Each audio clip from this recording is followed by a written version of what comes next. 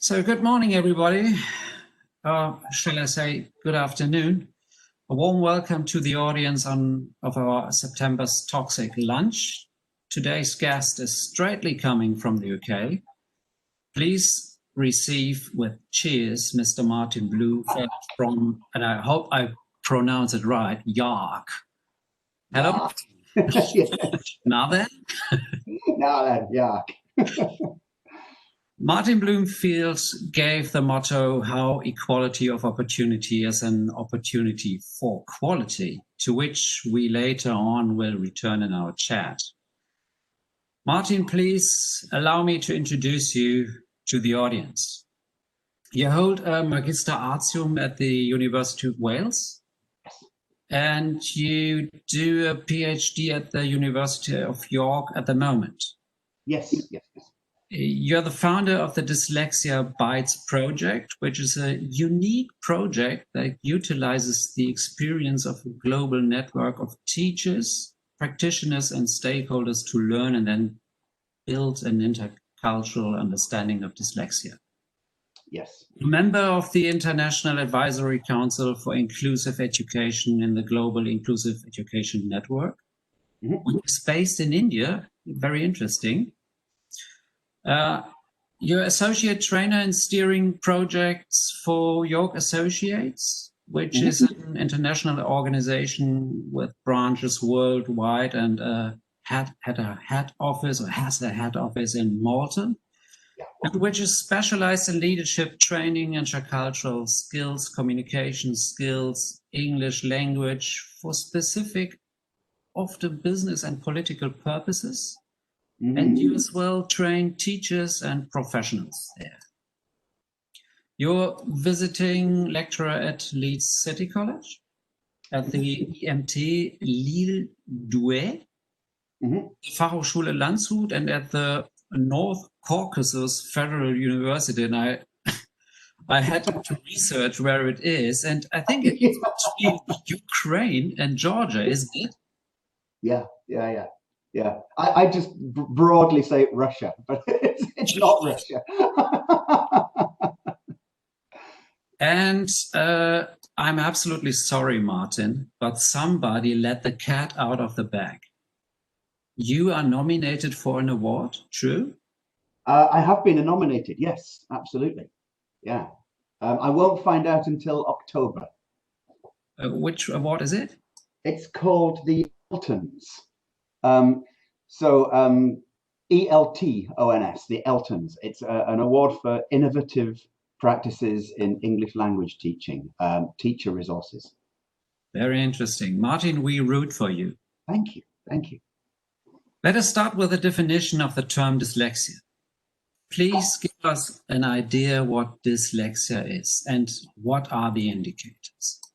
Well, okay. So this is something I probably come back to again and again. When we define dyslexia, we have this tendency to define rather than to try to understand. So often what we do is we say what we think dyslexia is, and then we label people dyslexic rather than listening to people who are dyslexic and understanding what they say about themselves. But I'm going to give you three different definitions to give you an example of what I mean. So the British Dyslexia, no, we'll start with the European Dyslexia Association. The European Dyslexia Association describes dyslexia as a reading speed deficit. The International Dyslexia Association, based in America, defines dyslexia as effectively a word recognition fluency deficit, that is, a phonological deficit. And the British Dyslexia Association describes dyslexia as a different way of processing information in the brain. And what we learn from this is that whoever you ask will define dyslexia slightly differently. And so I usually talk about it as a difference in information processing. That means you have some talents in some areas and some deficits in other areas, usually reading, writing, sequencing, getting things in order, what we call working memory, that is the application of short-term memory, and then something that we call executive function, which is effectively most people have a secretary or a personal assistant living inside their heads. and people with dyslexia often don't. And so we find it difficult to order our days, order tasks, prioritize things, deal with sudden change, that kind of thing. Can you present a few facts and figures which illustrate the differences, please? Yeah, sure. Let's look at the European Dyslexia Association. The European Dyslexia Association has a definition of dyslexia, which effectively is a deficit in reading speed. Now, depending on how you measure that deficit in reading speed, different states in Germany measure it differently. And so you get different figures and statistics for how many people with dyslexia there are in Germany. In Saxony, or Lower Saxony, I believe, the figures are 1.3% for how many people have dyslexia. But in other parts of Germany, it's 15.6%. And this is all down to how you measure it. So let's say you take you look at dyslexia as what you might call a deficiency in reading speed. Well, how do you measure the standard deviation from the norm? If you measure the standard deviation from something like 0.5, then you get 1.3% of the Lower Saxony population has got dyslexia. If you measure the standard deviation as more, then you get fewer people with dyslexia. If you measure it as less, you get more people with dyslexia. If, as some states of Germany do, you measure standard deviation from reading speed against other cognitive faculties. So, for instance, average cognitive processing or higher than average cognitive processing, then the number of people with dyslexia rises to 15.6%. The world gets this is just shocking. Depending on where you go in the world, if you go to Nigeria, you will get figures of the number of children with dyslexia in Nigeria has been placed at 33%, 33.33%. That's 1/3 of children, and therefore 1/3 of people, because you don't grow out of it, in Nigeria are said to have dyslexia. If you cross a few thousand miles to the Bosphorus, over the Bosphorus, in Turkey, 0.05% of the population is said to have dyslexia. Now, this isn't because of where you come from or where you live. This is clearly because of how you measure it and how you define it. And so at the moment, there is no standard definition of dyslexia. There is simply who measures dyslexia and what measuring standards they measure it against. Martin, can you please check your video? Oh, have I? I think my video's working. I have no picture. Then I shall change video setting. Can you see me now? No, nope. That's interesting, isn't it? Can you give me 1 second to try to fix this issue?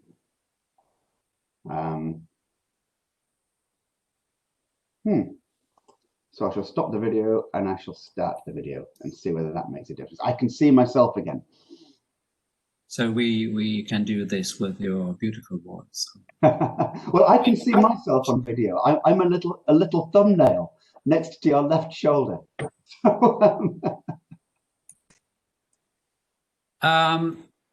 Martin, in preparation for today's chat, I asked you what motto your toxic lunch might have, and you told me how equality of opportunity is an opportunity for quality. Yeah. Let us talk about the setting of your motto. Yeah.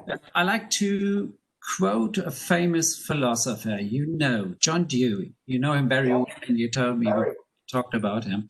And I want to quote him. Thus we reach the ordinary notion of education, the notion which ignores its social necessity and its identity with all human association that affects conscious life, and which identifies it with imparting information about remote matters and the conveying of learning through verbal signs, the acquisition of literacy. What should a teacher, a trainer, a lecturer be aware of? How can he or she find out what does dyslexia mean for learning and for testing? Well, one of the things John Dewey meant by that quotation, and I'll come back to a second quotation from the same publication later, one of the things he meant by that publication is that the point of education is to prepare young people to function well in life. And he didn't mean to get a good job, like a lot of our education system is. Although, you know, obviously Hochschule are very, very good and they do help. But he meant to function within the context of society. And what he meant was that the point of education should be to help children develop into human beings who can function well and feel comfortable within society. Now, he had noticed, and he wrote this sometime in the early 1900s, between 1910 and 1916, yeah, between 1910 and 1920. What he noticed was that we were still effectively educating for the late 18th century. We were still putting children in rows and teaching them the classic literacy, and this was not what was happening in the world. In the world, the industrial context of the world and the political context of the world and the social context of the world had moved on. And we find that even now, we still haven't taken John Dewey's philosophy to heart. And so I'm going to then go back to another quotation from the same work, Life and Education, I think it was called, where he says, and I'm going to paraphrase him, "If we teach today's children for our yesterdays, then we rob them of their tomorrow." Almost verbatim, but my memory for facts is a little bland. So what he was saying is, our yesterday had a particular social and economic context, and what teachers tend to do, or rather what the education system tends to do, is teach what it knows. And actually, that's the wrong thing to do. We need to teach what we don't know. And he then postulated the idea that we only learn with uncertainty and ambiguity, because only when things are uncertain and ambiguous do you think. And thinking is the act of learning. And so what we do a lot of the time in school is we try to make children certain. We try to make them remember and know facts and then regurgitate facts. This is the opposite of what learning is. Learning is not about certainty. Learning is about uncertainty. And it's this uncertainty and the ability to deal with ambiguity that creates the ability to be what we would now call agile thinkers. And in fact, there was a consultancy company called EY who recently pointed out 3 different skills that the workforce of the future needs. One of them was creativity, one of them was the ability to deal with ambiguity, and one of them was interpersonal communication, each of which has been shown through psychological and empirical research to be very high on the list of dyslexic people's skills. And yet education still teaches certainty, not uncertainty. Education still teaches that you have to remember facts and regurgitate them rather than embracing ambiguity. Creativity requires that we get things wrong sometimes. It requires that we open the space to feel that getting things wrong isn't a crime. And yet if you get something wrong in school, you're punished for it.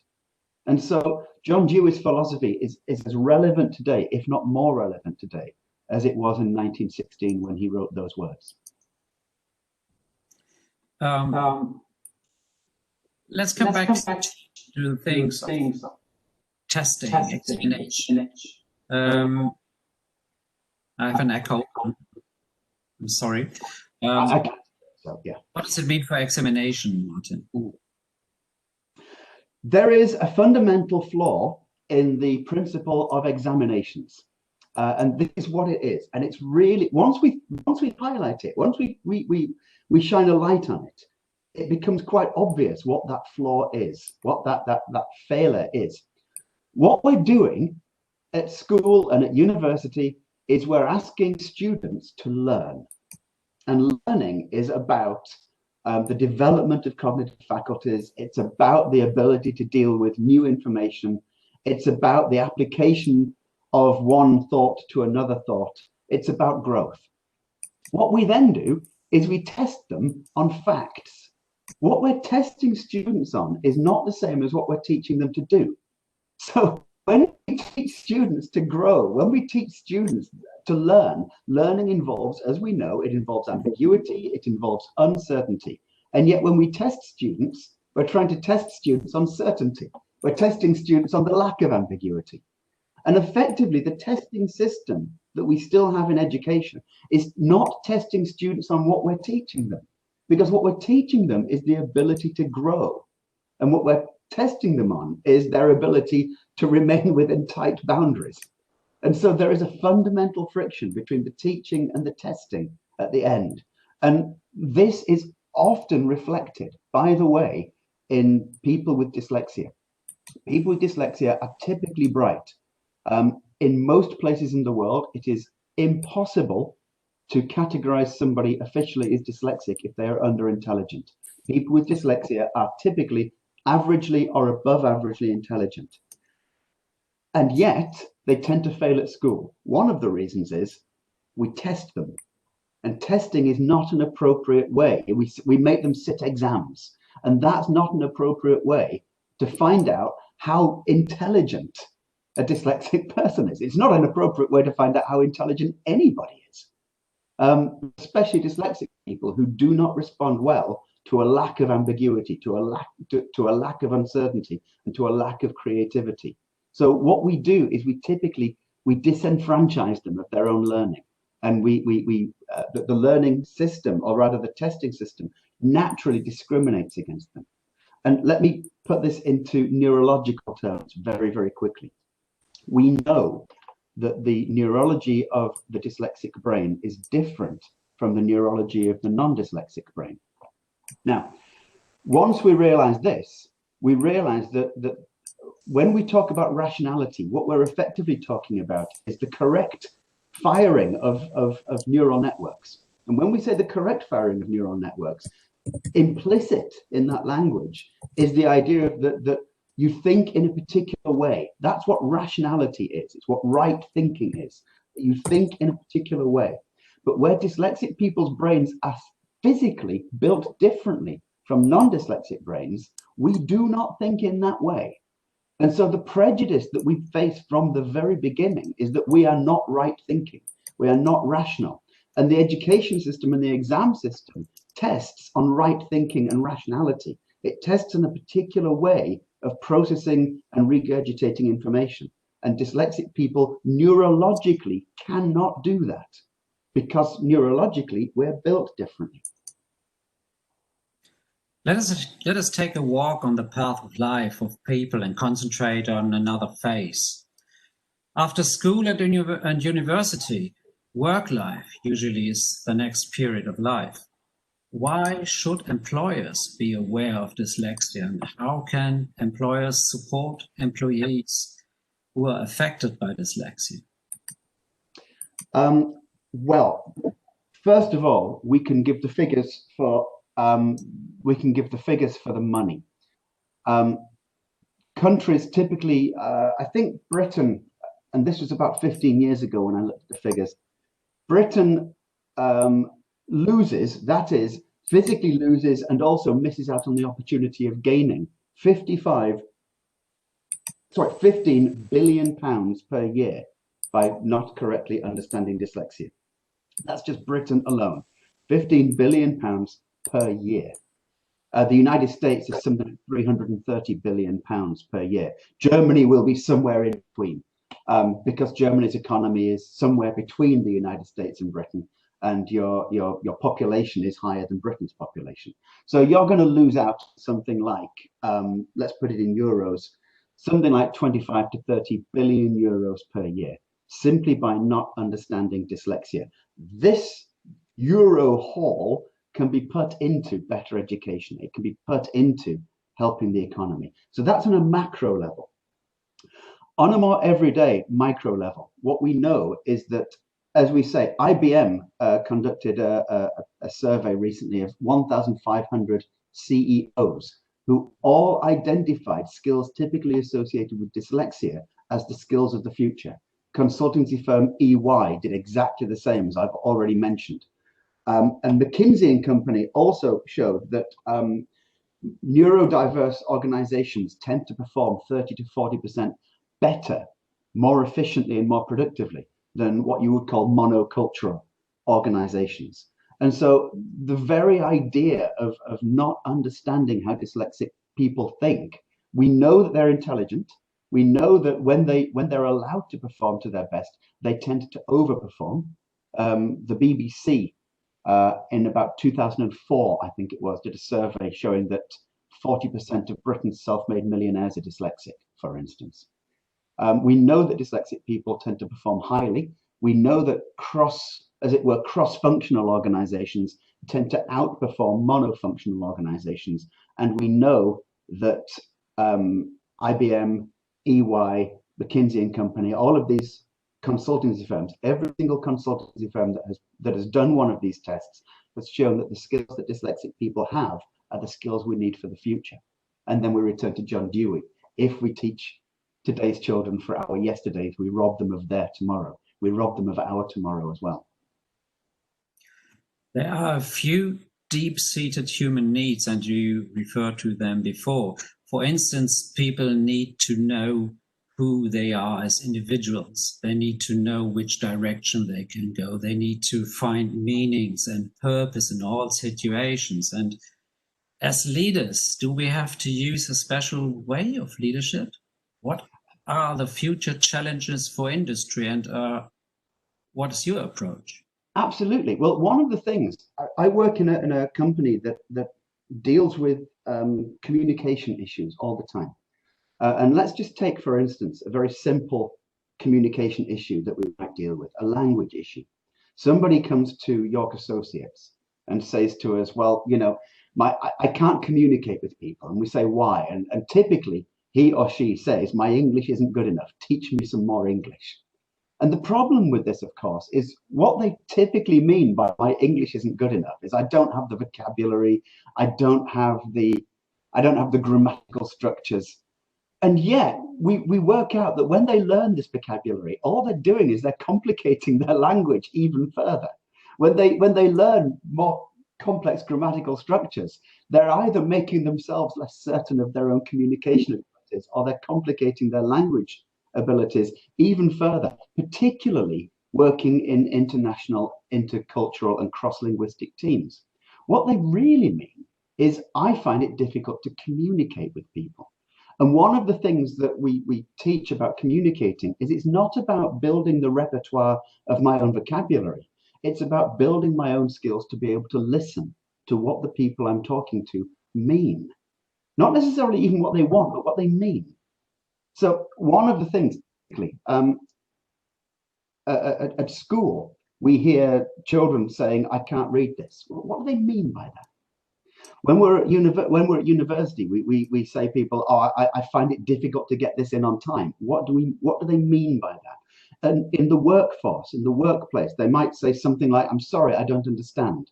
But what do they mean when they say they don't understand? So one of the key competencies of any leadership isn't to build their own repertoire, their own understanding. It's to learn to listen and ask, what do you mean when you say that? When somebody struggles, and when somebody says, I'm dyslexic, for instance, well, what do you mean? Explain that. How does that fit into your life? And how does that fit into this workplace? And what can we now do about that? And so from a leadership perspective, it's a kind of 360-degree feedback. We give feedback, they give feedback. And this feedback isn't critical feedback, it's learning feedback. And this goes back to something I said at the beginning, which is that often what we do with dyslexia is we try to label it, we try to describe it, rather than listen to what people mean when they say, I've got dyslexia. And often when we listen to people, we find out what their skills are and we find out what they need. And so my first competency that I would always say with dyslexia is the ability to listen to what people mean. We are suffering from a scourge of humanity at the moment. We are in the midst of Corona, and everything is changing. Social life, economics, politics, and so on. Yeah. How is Corona making an impact on leaders, people affected by dyslexia, institutions? And how has your job changed? And if how? My job has changed massively. So I used to do a lot of training and a little bit of project work. And now I do a lot of project work and a little bit of training. So my job has changed massively. A lot of people are in this very same position. Regarding dyslexia, there are effectively two prongs to how it can negatively affect dyslexia. So one of the things that leaders typically do is they communicate, and that's a great thing. But what they'll then do is they'll communicate by email. Now, my email inbox is crammed every single morning. I wake up, I look at my email inbox, and it takes me until at least lunchtime to even sort out in my head what I have to do and to go through them one by one and to sort out which email goes with which so that I can look at that one and then look at that one later rather than just go through them in chronological order. This is, for somebody with dyslexia, overwhelming. This surfeit of emails.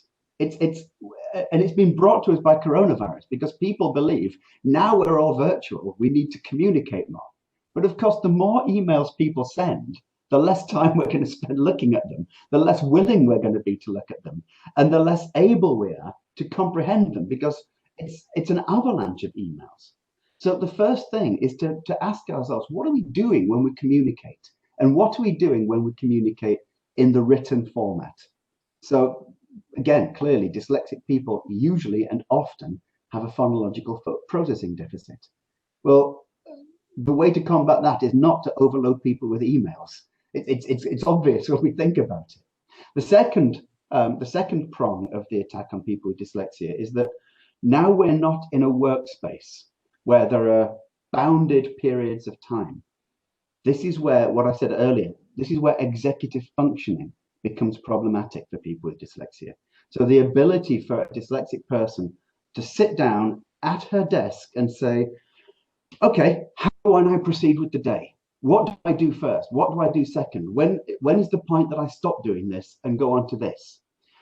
Executive function is a difficult thing for most people working from home anyway. We talk about home office being a great thing. It's a great thing when it's a choice. When it's a necessity, we're faced with this idea that now my executive function has to control my behavior. There isn't a boss there to do that for me. So one of the things a leader should do is communicate and help people with their executive function. So instead of just writing tons of emails, which probably takes quite a long time, have a 2-minute conversation. I'd like you to do this. Don't worry about that. Just spend 2 hours doing that. Then you can take a break. Something along those lines. Just be clear, but be clear outside the format of emails, because emails are just overwhelming for most people. The alternative is, of course, now we're all digital. The opportunities for communicating differently are wonderfully sort of expanded. So the format of the letter. So if we send lots of documents, these documents, we can format them as we like. And so people with dyslexia can say, well, I don't want to read this in Times New Roman. I want to read this in Calibri or Lilawadi or Arial. And then they can space the letters out a little bit. They can make it a little bit bigger. They can read into a speech text interface. And so the need of reading and writing becomes lessened in that respect. So there are benefits, but the dangers are things we need to watch out for. We need to mitigate against too many emails and executive functioning problems that we may face. Can you give us a corona advice? Us means students, employees for everyday life. I can, yeah. I mentioned earlier, I think it was EY who did the survey saying that the skills for the future are the ability to deal with ambiguity, creativity skills, and interpersonal communication skills.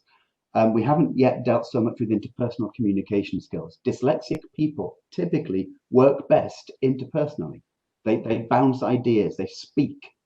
So I might speak and somebody else is writing these things down. So what we need to do is we need to take this opportunity of Corona and say, well, okay, the ability to see each other face to face has been taken away from us. How can we use digital technology to create rooms where people can meet each other, chat rooms, How can we build, as it were, interpersonal spaces for people with dyslexia to be able to work as freely as they like?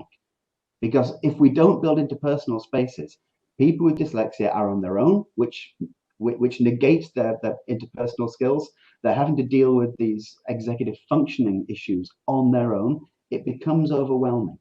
And this is something that we need to think about. So in COVID times, create rooms for interpersonal space. It's the most important thing we need to do, and keep that communication going.